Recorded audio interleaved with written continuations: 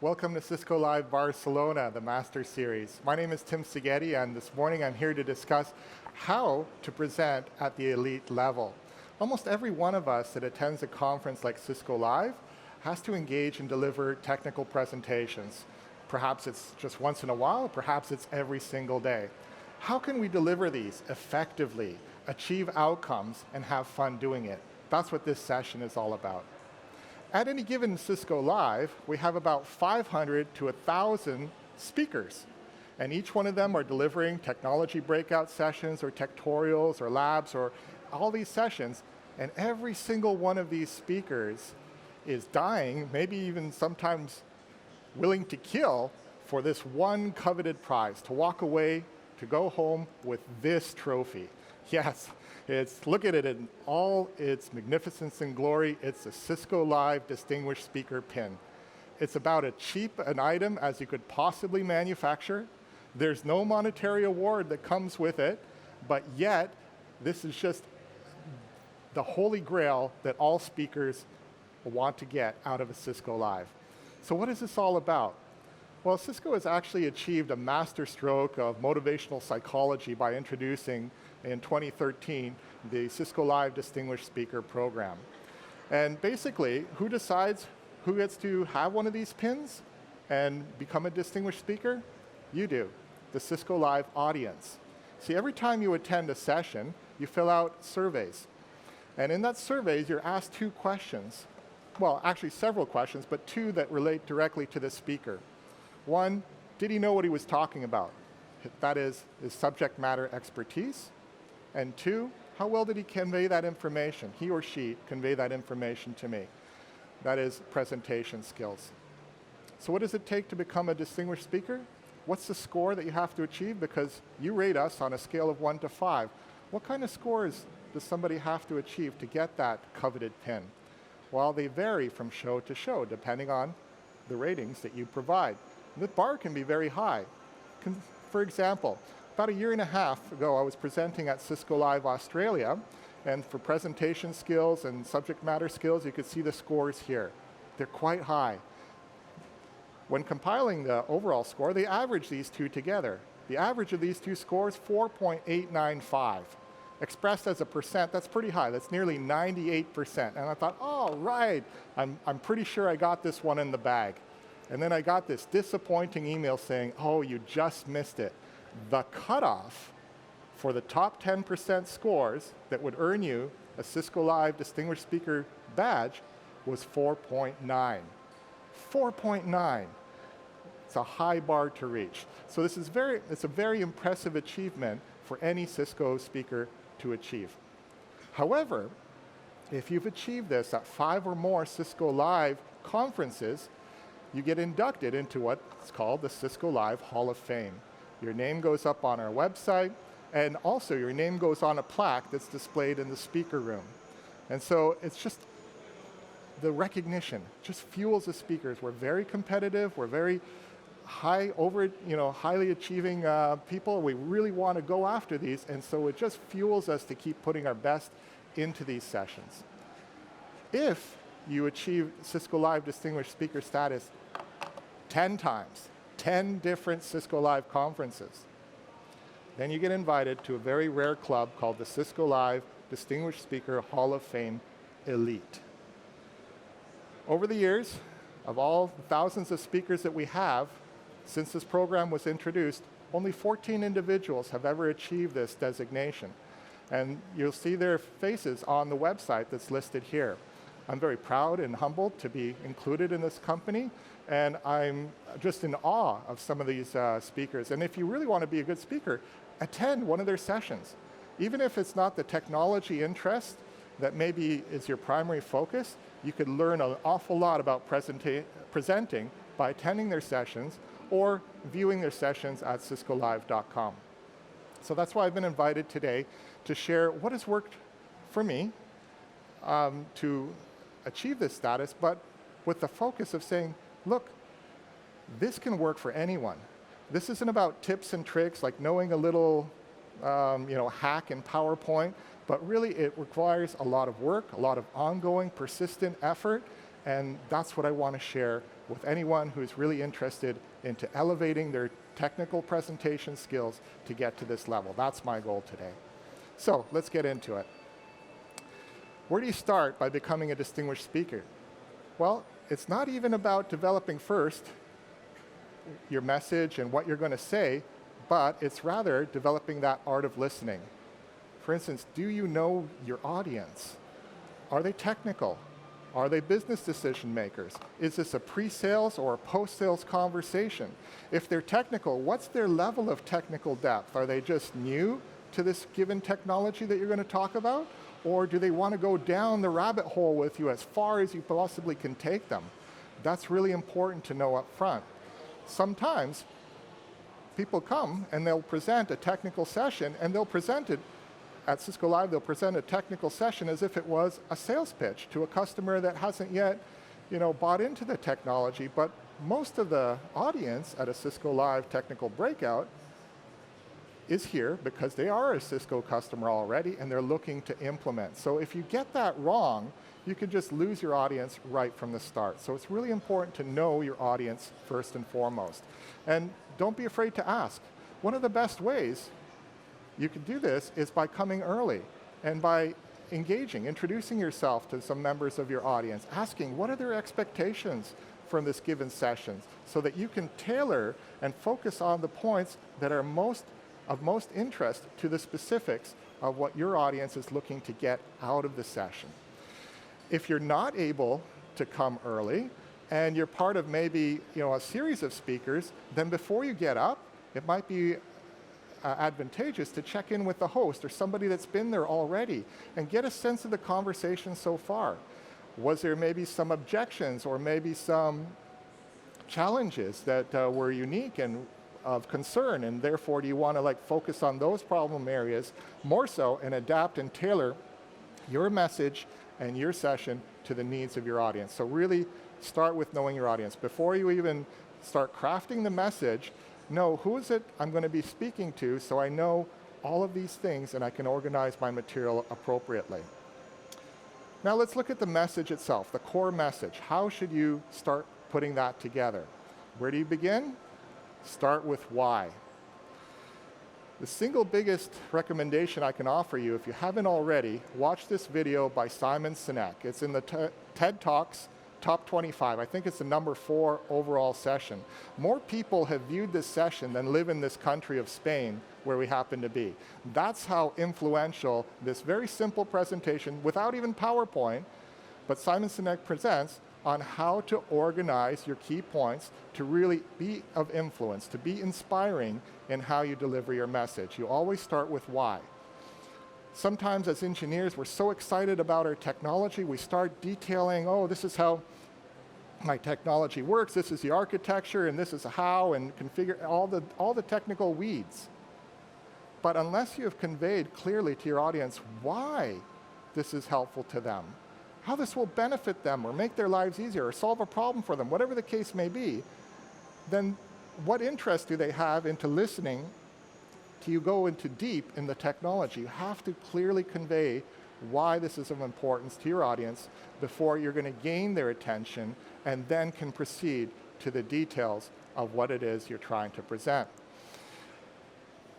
We can apply this message. For instance, a very effective way that this was crafted by some members of the enterprise networking team at Cisco when we were putting together why we were delivering a new architecture, the digital network architecture, was a very simple statement as shown here.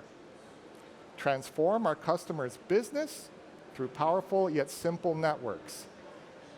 So the why of DNA is we're not looking just to upgrade a network or a switch or a wireless controller. We're here to achieve digital transformation, to have a business level impact for our customers. How are we going to approach this? A two-pronged approach, powerful yet simple. At Cisco, for 30 years in this business, we've been really good at making powerful networking solutions. An area that we haven't been as strong in, candidly and frankly speaking, is making those solutions simple. So every time that we came to one of these, we looked, okay, is it a powerful technology? Great. Is it simple for the users, our customers to leverage? Okay, maybe we got to do a little bit more work here. And then finally, what were we delivering? Ultimately, networks. But of the order of importance, why, how, and what, the networks are the lowest on that scale. And so here's a way that we can present that message in a way that resonates with customers. They know why we're doing all this, the key elements of how we're doing it and delivering it, and then finally what we're building. And then we get into the technologies, all the nuts and bolts, etc. When you're starting to present a technology, again, just before you get into the technical weeds, make sure that the problem that that technology is to address or to solve or to make easier is very clearly laid out, so then you can follow up with the solution that you're offering. Let's share an example of this. When it comes to network security, almost every expert will say an important step is to segment your network. You want to make contained portions of your network so that if you get breached, or if there's malware, if there's a virus, it's contained. It's not just going to wipe out your entire domain. And so make these little isolated segments. Okay, very widely known. There isn't hardly anyone, I don't think anyone would dispute that recommendation. So why doesn't everybody segment their network? Well, it's challenging. It's difficult. 20 plus years ago, we only had one type of network, a data network. And then we started adding IP telephony, phones, to this network. So we made a separate VLAN for phones. And then later, we said, okay, you know, we have a lot of guests that connect to our network. We probably want to keep them separate from the rest, so we make a VLAN for them. Then we noticed a lot of employees bringing their own devices. Oh, it's a good idea to put a separate VLAN for them. And oh, maybe some of these devices don't meet our security standards. Maybe we'll put those in an isolated area, quarantine VLAN. Now all these IoT devices are coming on. So all these reasons to segment networks. Well, it starts by creating a VLAN. But then every VLAN, a layer 2 entity, has to be matched to a layer 3 subnet. So we have to start carving out these subnets to align to each one of these VLANs. We have to program all of this into DHCP pools. Then every VLAN will need a gateway to get out, and not just one router, but two, HSRP, GLBP, whatever you're going to use, so that you have some level of redundancy. Then you have to achieve routing throughout the organization, and then finally your policies, which typically would be static access control lists. How do you have to go about doing this? Well, you got to touch Active Directory. You got to touch your AAA servers. You got to create those VLANs and subnets. You have to implement the policies and detail all those ACLs. And ultimately, what's on your routers? Well, you're going to have tens of thousands of access control lists. That's the problem. What's the solution? The solution we've been sharing in DNA is called software-defined access. How do you achieve segmentation now? Well, it's a lot simpler. You create a name for your virtual network. You drag and drop the things that you want in the virtual network. In this case, I've created a virtual network for IoT devices, and I click Save. I'm done. Was that a lot simpler? See, when you lay out the problem first and then the solution becomes that much more impactful. And that's the point, to really showing the value your technology is bringing to a business problem that our customer is having. Then we have the key messages outlined: why, how, what. Now it's time to start crafting your story, crafting your presentation. And how do you go about this? 4 key parts: grab, guide, point, and shoot. What do I mean by this? Well, you want to grab attention right from the start. I remember a presentation given 15 years ago by a director of solutions engineering, and he came into the presentation holding a hammer and holding a banana. He says, I have 2 objects in my hand. This was very attention-grabbing. In a networking session, why is this person holding a hammer and a banana? Well, he said, look, 2 objects, they're both useful to me at different times. However, if the task at hand is putting a nail in the wall, one of these tools is more useful than the other. Similarly, in our Cisco iOS toolset, we have thousands of tools. I'm going to show you the right tool to use for the right job. And then we got into the presentation.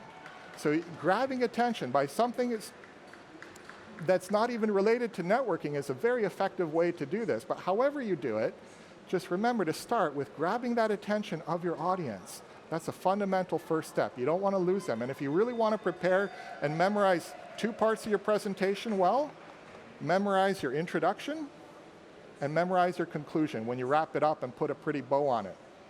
The rest, just remember the main points, and you'll add the words as you go. Focus on the ideas, not the words. You don't want a fully canned, memorized presentation, but it's good to memorize at least those 2 elements so that you get your wording as effective and concise and impactful as possible. Okay, once you've grabbed attention, then what do? Well, now it's time to guide. You're guiding through a technology solution. And an effective guide can speak to people who are very experienced or very novice and deliver something of value to either group. And nobody with an experienced guide feels lost or concerned. They're benefiting from an effective guide. That's now your job, to guide through that technology, and I'll expand on that in the next point. But once you've guided and you've accomplished this, don't just wrap up the conversation by a summary and leave it at that. Give your audience a direction. If you're saying, okay, you've started down a path, where do you go from here?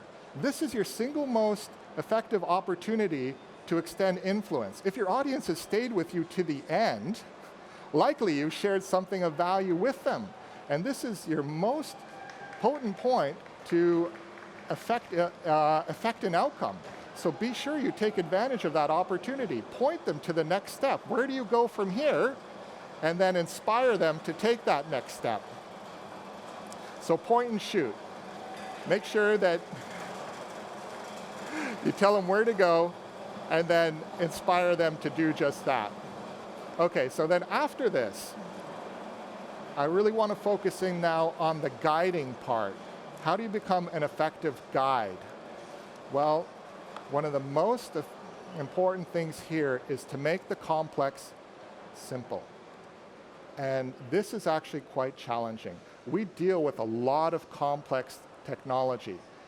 The effective presenter or the effective guide will be able to break that down into very digestible little pieces and to simply express it to their audience, whether the audience, like I say, is a novice or someone very experienced. Let me share an example of what I mean. Perhaps some of you are familiar with the UADP ASIC, the Unified Access Data Plane ASIC. This is the heart of any 9K switch, Catalyst 9000 switch. The first generation ASIC was also present in Catalyst 3650s, 3850s. Okay, now I'm going to talk about the UADP, which is internally codenamed Doppler. That's why you'll see Doppler on some of these ASICs as shown on the graphic. The queuing structure on these Dopplers. What do I mean by queuing structure? Well, whenever you have more packets or anything coming into a node than can exit the node, then you have to determine some method of queuing. Think about going to an airport. If more people arrive at an airport counter than the people behind the counter can serve, what happens? A queue begins to form.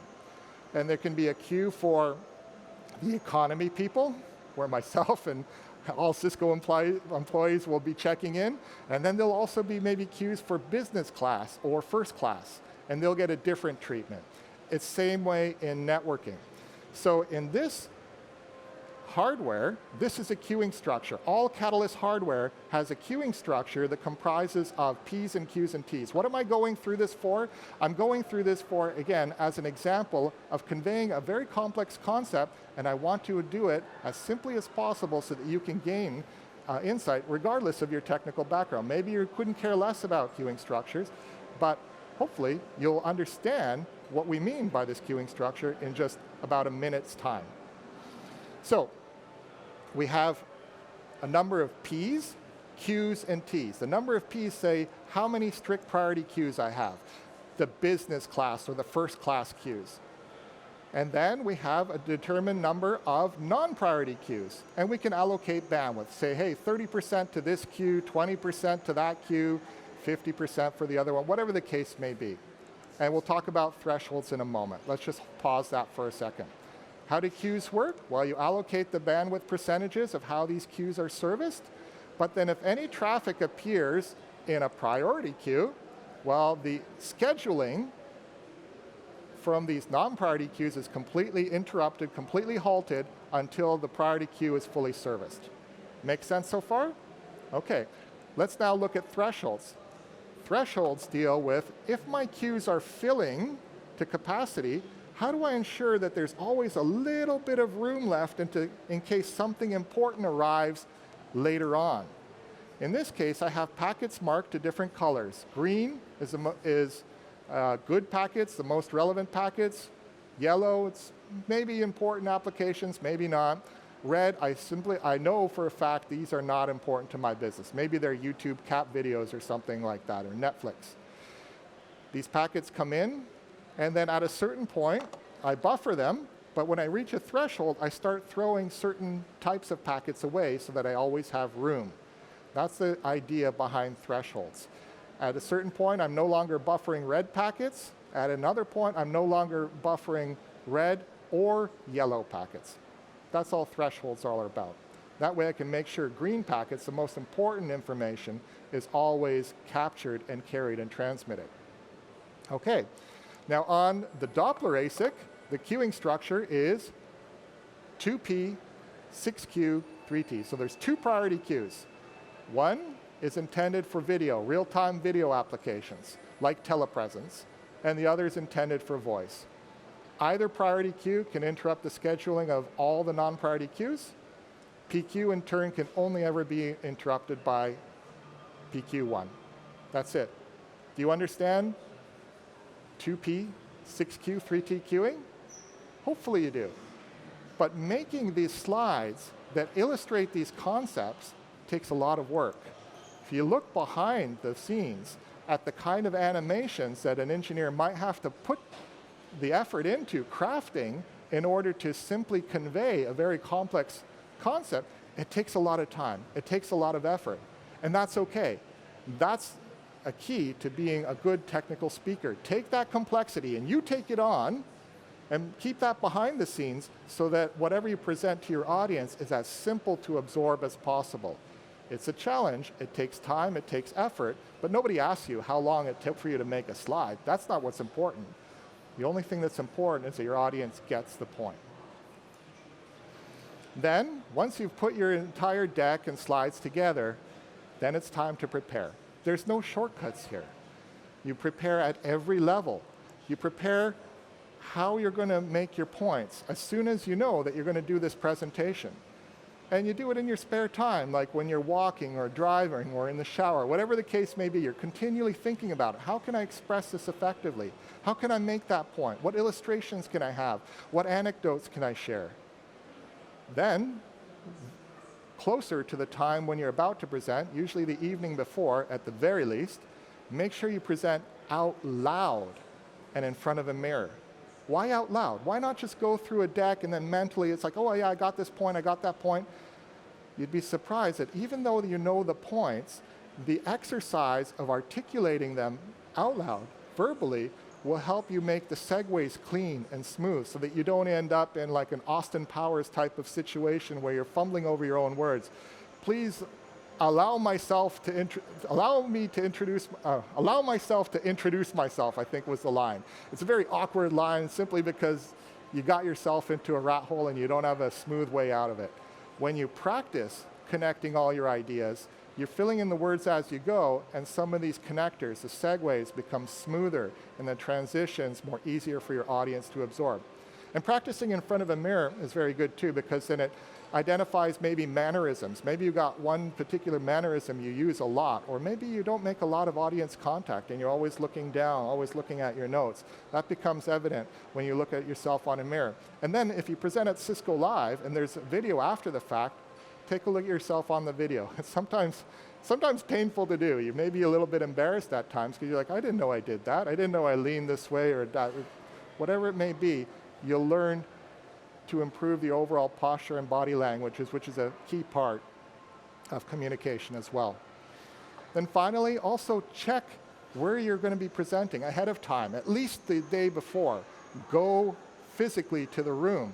Check the connectors in the room. Are they all there? Can you run your demo from the room? Maybe you need a VPN access, and maybe you're not going to get it because of firewall rules.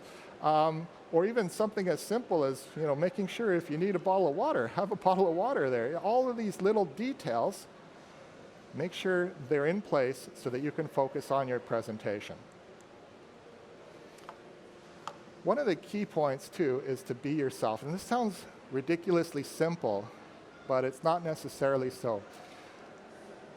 I've been presenting for 20 years, and about 10 years ago, a lady from one of the largest banks in the US, we were meeting with them in San Francisco, and this was not at a Cisco Live, this was a customer meeting, and she came up to me after we had a meeting there, and she said, I've read your books, and you're funny. I thought it was funny. And then she said, and I've now met you in person, and she goes, and you're funny. But when you're at Cisco Live, you're not funny. I was just like laughing at that. I'm like, I'm sorry. But I really thought about it, and I realized that when I was at Cisco Live, particularly doing tectorials, and the tectorials, if those of you are familiar with, these are like 4, or at those times, they were only 8-hour sessions, and customers would pay not only the admission fee, but an additional 1,000, or now maybe closer to 1,500. I'm not even sure what the tectorials cost. I haven't purchased one myself in a while, but they pay a lot of money to be there. And so I kept thinking and dwelling and focusing on that, and I'm like, okay, they're paying a lot of money to be here. I just got to stick with the facts, the technologies, the details, and really deliver what I thought, this is the most important thing. And I like to be funny. I like to have a little fun and humor. It's like, put all that on hold and just focus on, like being a data sheet, for lack of a better term. But then what I realized is that when you're not yourself, you're lacking authenticity, and that prevents a connection with your audience. And so after that comment, I started introducing a little bit of humor where I thought it would be appropriate, just to reflect that. And actually, it's a good thing because it benefits your audience. If you're just technology, technical, it's mentally exhausting. And sometimes it's good to have a little bit of a break, and some of these points can be very memorable. Let me share you an example of what I mean. I was making the point that hardware varies. People say, why do you have so many different platforms with different ASICs and different capabilities, differences? Well, our hardware varies because when you design hardware, it's for a specific purpose. Think about cars. The primary hardware in a car is the engine. And so you wouldn't expect the engine that's designed for an economy car to be the same engine that's designed for a sport utility vehicle. They have different requirements. Nor would you expect that to be the same engine that you put in a high-performance car. You design the hardware according to the need. This is why we have different types of hardware. And it's like, okay, so the audience got that. Then I have different versions of this slide. I tailor it to my audience. This is my American version when I'm speaking in the US. I have a version of this for when Cisco Live is hosted in Germany. And I have a nice, sexy version of this for when we host Cisco Live in Italy. Now, when I was called on to present at Cisco Live, Cisco Connect in Toronto, in Canada, where I'm from, I'm like, well, we don't have a native auto manufacturing industry. How do I translate these concepts to something that a Canadian audience could understand? And this is the best I could come up with. The point is, introducing a little humor made the point, but it also stuck with them, and it gives the audience a little bit of a mental break, and then allows them to then refocus as you dive then back into more details and technology. And not only that, it makes you more authentic if it's your personality. If it's not your personality, I'm not saying here crack jokes. That's not it at all. And incidentally, as I was leaving here for Cisco Live, on the Friday, I took my 6-year-old daughter to her school and dropped her off. And I'm saying, okay, don't forget, honey, Daddy's now going to leave for a week for work. And then I went an hour later to the airport, and my 6-year-old daughter says to me, okay, Daddy, but don't forget, if you're going to do a YouTube, make sure you tell a joke, because nobody wants to be bored. So it's like, even she recognizes that, is that, okay, people need a little bit of a break at times, even when you're conveying a lot of technical concepts. But the key point that I'm trying to make is not to necessarily just introduce humor. If that's not your personality, that's not what the point is. The point is to be authentic, to express yourself as you are. And if that's not your personality, then don't do it, because then it will come off as contrived, as artificial, as forced. But if it is, by all means, do that. Then how does a person actually be themselves? Well, the key point to remember here is not to focus on yourself. It's not about you as a speaker at all. And this is where we get trapped, and this is what makes us anxious. And anxiety itself is not a bad thing. We're only anxious about things that we care about the outcome. If I'm completely indifferent if the session is going to go well or if it's going to go poorly, I'm not going to get anxious. I couldn't care less. But that's not the marking of a good speaker. So having a level of anxiety is very appropriate because you care. And furthermore, that anxiety can be channeled into enthusiasm, even excitement about what you're talking about. However, if it's too much, then some people struggle with that. In fact, people find public speaking, for the most part, to be very anxiety-inducing. How do you then break out of that anxiety loop of like saying, oh, I'm so anxious, and look, my palms are sweaty, I got butterflies in my stomach, my mouth is dry. And incidentally, about mouth being dry, I'm just going to make a slight tangent. I mentioned before, always have a bottle of water if you experience this when you're speaking. About 1.5 years ago, we were co-presenting in Cisco Live in Vegas, and I was with a first-time speaker, and he was presenting, and his mouth, you could tell, was just getting drier and drier as he went. And I was sitting near the front, and I was already had a bottle of water, and I was sipping from it throughout, and all of a sudden he comes close and he grabs my bottle of water, and I'm like, what are you doing? That's mine. He goes, I know, but he was so desperate he took a drink anyway. So don't get yourself into that situation. But the point I'm trying to make, the higher level point here, is that regardless of the physical manifestations of nervousness or anxiety, if you focus on yourself, then you kind of reinforce an anxiety loop. It's like, oh, I'm so nervous. They're going to see that I'm nervous, and that makes you more nervous. Whereas if you break out of that by focusing not on yourself, being self-conscious, but focusing on your audience, that's what you're there for. You're not there for you. You're there for your audience. You want to give something to your audience. There's something of value that you're seeking to impart and to leave them with, a gift. And then you're focused, are they receiving my gift? Are they appreciating that gift? And then are they understanding? Then your focus comes away from yourself and it resides where it should, on your audience, and that helps you break out of that loop, and that will then make you less self-aware and more natural. And a final thought here is that we're never finished. Don't ever come into a presentation that you've done before and just think, oh, I'm going to go there and press play and just go into autopilot. That's the worst way to present. You always should be looking at your deck and say, oh, well, what can I improve? What's new? What can I update? Or yourself as a speaker, how can I keep on improving? Or where can I see some adjustments that I can make to be more effective? It's a continual process. And that's why speakers, session group coordinators, for example, they'll always say, hey, give us your slides early, give us your slides early. Most speakers will not turn in their slides until the day of or the night before. Even for this session, I think I turned in my slides about 2 hours before, even though, the organizers, they want the slides early. It makes them feel very good. But because you're always focused on saying, what else could I do? What else could I improve? You're working at it until you absolutely run out of time. And then that's your best. And then next time, you're going to raise that bar again. So what have we covered? Knowing your audience. Start with listening. Knowing what their expectations are. Start with why. Why, how, what.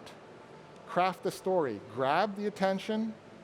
Guide your audience through the technical details, And don't just wrap up and leave them wondering what to do next. Point and shoot them in the direction to continue their journey to their desired result. Make the complex simple. That takes a lot of time, a lot of effort. Don't shirk it. Don't be afraid of it. Just put in the time, put in the effort. It's to the benefit of your audience. Prepare in every way. Your presentation, the mechanical details of your room, all of that. Be yourself. And the key there is not focusing on yourself, but really recognizing it's not about you, it's about your audience. That was what we were covering today. So I'm going to point and shoot you where to go next. If you haven't already, it's worth 18 minutes of your time to watch Simon's Why, How, What TED Talk. If you haven't done this, by all means, this should be your very next step. This will noticeably raise your scores, as it has mine, by watching and applying this. If you've already seen it, or after you've seen it, what to do? Well, take just 1 point from this presentation, just one. And the next time you present, really think about how can I apply that 1 point and elevate my presentations. Then finally, it's just a rinse and repeat exercise. You keep on going. You're never done. And that's how you continue to get better until you get to that elite level of a speaker. Then maybe the next time we check the Distinguished Speaker Hall of Fame Elite, we're going to see a picture of you. So thanks so much for taking the time, for joining us today on the Master Series. I hope you found it interesting. Make sure you follow up on those videos and give it your best in your presentations. Thanks again.